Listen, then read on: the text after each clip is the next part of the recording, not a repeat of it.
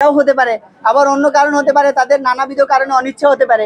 আপনারা জানেন যে বিশ্ববিদ্যালয়ের অনেকগুলো বিষয় নির্ভর করে, এখানে টেন্ডারের বিষয় থাকে, এখানে নানান বিষয় চাকরি বাকরির বিষয় থাকে, এখানে কেনাকাটার বিষয় থাকে, টাকা পয়সার লেনদেন থাকে, এখানে পাওয়ারের অনেক বিষয় থাকে। হয়তো এই জায়গা থেকেও তাদের অনীহা থাকতে পারে, কিন্তু আমরা তো শিক্ষার্থী, আমাদের সবার আগে আমার শিক্ষার্থীদের অধিকার, আমার শিক্ষার্থীদের প্রতিনিধিত্ব, এটা নিশ্চিত করার জন্য তারা যেহেতু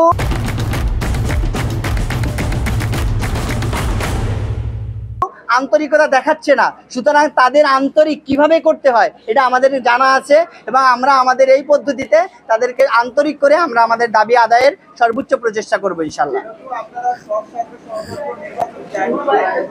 আপনাকে অনেক ধন্যবাদ।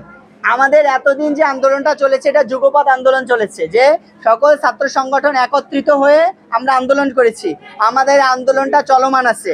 আমরা মাঝে মাঝে ছাত্র সংগঠনগুলো আলাদা হয়ে কর্মসূচি দিচ্ছি, এবং মাঝে মাঝে আমরা সবাই একত্রিত হয়ে কর্মসূচি দিচ্ছি। আমাদের আলাদা কর্মসূচিগুলো, আমাদের যেহেতু আমরা একটা আলাদা সংগঠন, আমাদের একটা আলাদা পলিটিক্যাল আইডেন্টিটি আছে, এই জায়গা থেকে আমরা আমাদের আলাদা কর্মসূচি আমরা জারি রাখবো, এবং সম্মতিক্রমে এবং শিক্ষার্থীদের সর্বজোটের ভিত্তিতে যে আন্দোলন সংগ্রামগুলো হবে, এখানে বাংলাদেশ ইসলামী ছাত্র শিবির সার্বিকভাবে অংশগ্রহণ করবে এবং আগের মতো সর্বাত্মক সহযোগিতা করবে ইনশাআল্লাহ। জি, আমরা প্রত্যাশা করি আমাদের শিক্ষার্থীদের মাঝে আমরা যে কাজ করেছি, আমরা বাংলাদেশ ইসলামী ছাত্র শিবির জগন্নাথ বিশ্ববিদ্যালয় শাখা, আমরা কখনো কোনো অনিয়মের সাথে জড়াইনি, আমরা শিক্ষার্থীদের বিরুদ্ধে গিয়ে কোনো অবস্থান গ্রহণ করিনি, বিশ্ববিদ্যালয়ের কোনো লেনদেনের সাথে আমরা যুক্ত হইনি। আমরা শিক্ষার্থী বান্ধব কর্মসূচি সবসময় গ্রহণ করার চেষ্টা করতেছি, এবং আমরা মনে করি শিক্ষার্থীদের দাবি আদায়ের সংগ্রামে আমরা যে কাজ করেছি বা করে যাচ্ছি, শিক্ষার্থীরা আমাদেরকে ভালোবেসে আমাদের উপর আস্থা রাখবেন বলে আমরা প্রত্যাশা করি ইনশাআল্লাহ। জি, আপনাকে ধন্যবাদ। বিষয়টা হলো কারচুপির অভিযোগ যেটা সেটা কি আসলে প্রমাণিত হয়েছে কিনা? হয়নি তো।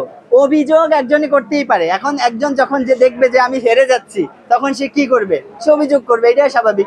অভিযোগ যদি প্রমাণিত হয়, যদি আমরা আসলেই কোনো অপরাধের সাথে জড়িত হই, আপনারা অবশ্যই মিডিয়ার মাধ্যমে আপনারা এটা প্রমাণ করবেন, এবং রাষ্ট্রীয় সর্বোচ্চ আইন অনুযায়ী আপনারা আমাদের বিরুদ্ধে শাস্তি গ্রহণ করবেন। এখানে আমাদের কোনো আপত্তি নেই।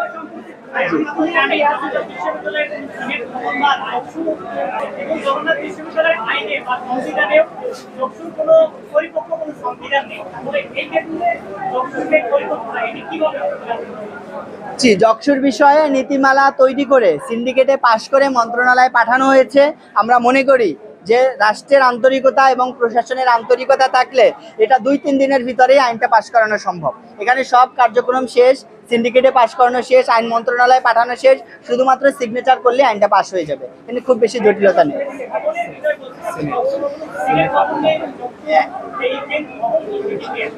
আসলে দেখেন, সিনেট ভবন নাই, সিনেট ভবন বললেই রাতারাতি তৈরি করা সম্ভব না। তার মানে কি আমার শিক্ষার্থীরা দীর্ঘদিন ধরে সাফার করবে?